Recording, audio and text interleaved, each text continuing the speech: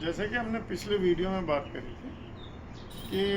गाय के दो health issues होते हैं। पहला तो डाइजेशन और दूसरा गाय, जिसकी वजह से पशुपालक को या गौपालक को आर्थिक नुकसान होता है। तो जहाँ तक पाचन या डाइजेशन का सवाल था, उसके बारे में तो हम पिछले वीडियो में बात कर चुके हैं। आज हम बात करेंगे जो मेरे अनुभव में आया है गाय के गायनिक प्रॉब्लम, प्रजनन की जो समस्या है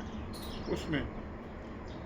देखिए, बछड़ी की स्टेज में सबसे पहले हमको एक चीज़ का विशेष ध्यान रखना चाहिए कि बछड़ी को यदि पोषक तत्व पर्याप्त मिलते हैं और पर्याप्त भोजन मिलता है तो वो 250 किलो के वजन तक पहुंचते पहुंचते हीट पे आ जाते हैं, जिसको हम लोग फिर एक हीट मिस करा के दूसरी हीट पे जो है उसको सर्विस दिलवानी चाहिए। नंबर 2, जो समस्या है, आम किसान या आम आदमी इस चीज़ को नहीं समझता है कि काविंग के बाद, बछड़ा या बछड़ी देने के बाद उसका किस तरह से ध्यान रखना चाहिए। अमूमन आदमी उसका ध्यान रखता नहीं है और चूंकि उसके गर्भाशय में इन्फेक्शन पहुंच जाता है तो वो जो है फिर वापस जो है गाभिन नहीं हो पाता। अब इन्फेक्शन क्यों पहुंच जाता है? जैसे गाय ने बच्चा दिया, उसके बाद उसकी जो है जो मैला गिरता है वो पीछे के भाग की सफाई उसको जो है हल्दी से और हल्के गुनगुने गर्म पानी से ज़रूर होनी चाहिए। उसमें मैं मानता हूँ नीम के पत्ते, हल्दी और गुनगुना पानी, ठीक है। उसकी सफाई यदि होती रहे तथा उसको भोजन के साथ हम कोई भी जो यूट्रस क्लीनिंग आजकल अलग अलग दवाइयाँ आती है, जैसे मैं आम उदाहरण के तौर पे मैं बताऊँ, एक्जापार एक दवाई है, यूट्रेटोन एक दवाई है। इनका जब उपयोग और प्रयोग करते हैं तो उससे जो है उसके गर्भाशय की सफाई पूरी होगी। अगर वो सफाई पूरी हो जाएगी तो गाय समय पे हीट पे आएगी। और सबसे बड़ी बात क्या है कि उसका यूट्रस का शेप समय पे जो है, जो उसमें सूजन और वो होती है वो कम होगी, तो दूध में भी जो है समय से आएगी और अच्छा दूध करेगी। पशुपालक को जो ध्यान रखना चाहिए कि भाई जब गाय ब्याही है उसके बाद उसको जो है सही भोजन मिले, सही उसको जो है इस तरह की देख रेख रखे कि भाई पीछे जब भी बैठती है साफ़ सफाई रहे, तो कोई भी ज़मीन से जो है बैक्टीरियाज उसके जो है अंदर नहीं जाने चाहिए। और सही खाने पीने को मिलेगा और उसका अगर डाइजेशन पे ध्यान दे देगा कि भाई उसको ईस्ट देना है या, तो उसकी खुद की जो है रोग प्रतिरोधक क्षमता बढ़ जाती है और उसके बाद जो है वो समय पे हीट पे आती है। अब आती है बात कि ये तो उसकी देख रेख। दूसरी जो मैंने अभी तक अनुभव की है विशेष, कि जो भी नेचुरल सर्विस जिस गाय को मिलती है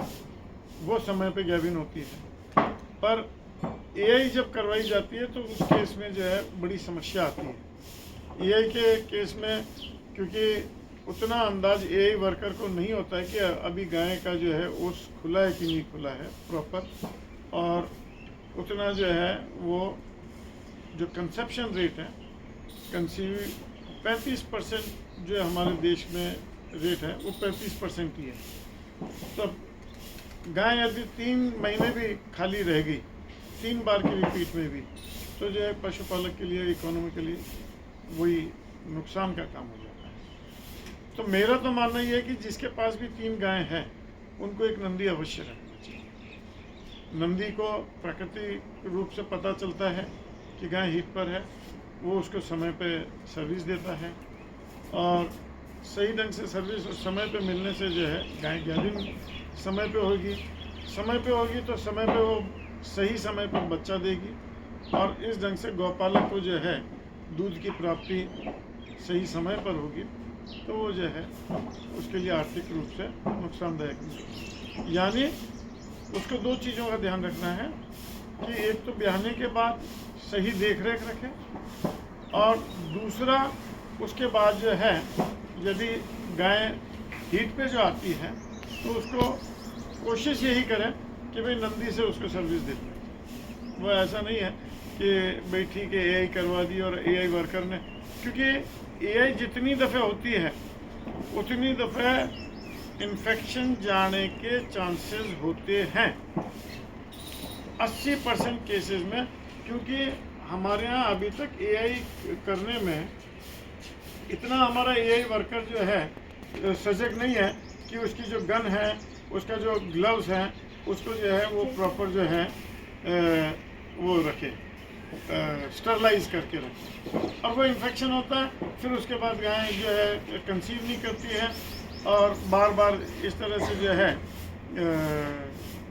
एआई करवाने से जब गाय कंसीव नहीं करेगी और ज़्यादा दिन तक खाली खड़ी रहेगी तो पशुपालक को जो है नुकसान, गौपालक को खिलाना तो वैसे का वैसे ही पड़ेगा। तो इसलिए, और इस बारे में और भी कोई किसी को जानकारी चाहिए हो तो वो मेरे से कमेंट बॉक्स में डाल करके पूछ सकते हैं, मैं उनका जवाब दूंगा जो भी मेरा अनुभव रहा है। पर मेरा मानना ये है कि गायनिक प्रॉब्लम, प्रजनन की समस्या गाय को बहुत कम हो सकती है यदि सही ढंग से देख रेख की जाए और ध्यान रखा जाए। ये आप देखेंगे अभी जैसे मैं आपको बता रहा था कि प्रजनन, अब इन गायों को यहाँ पर इसीलिए रखा गया है कि इन गायों का अभी अगले 1.5 महीने के अंदर अंदर ये सभी बच्चा देने वाली हैं। तो अभी इस समय में इनका जो है विशेष ध्यान रखा जाएगा। ये अलग अलग कैबिन बने हुए हैं ताकि जब प्रजनन हो तो इनके हिसाब से जो है इनकी जो ज़रूरत है सही, क्योंकि भीड़ में जब गाय रहेगी गायों के साथ में तो कई दफ़े ध्यान नहीं रखा जा पाता है कि भाई गाय कब ब्याह रही है, कब ब्याही, और फिर उस केस में क्या होता है कि अगली ब्याह के लिए जो है गाय को बड़ा तकलीफ़ हो जाती है। तो इसलिए हर व्यक्ति को, यदि जिसको भी इतनी गौ सेवा करनी है, उसको अपना एक प्रजनन के लिए ये डिलीवरी काविंग सेक्शन अलग रखना चाहिए, जिसको आप आईसीयू भी बोल सकते हैं, इंटेंसिव केयर यूनिट, कि जहाँ पर जो है गाय का जो है ध्यान रखा जाए कि अच्छा। फिर गाय हमारे यहाँ क्योंकि खुली रहती है, बांध के रखते नहीं हैं,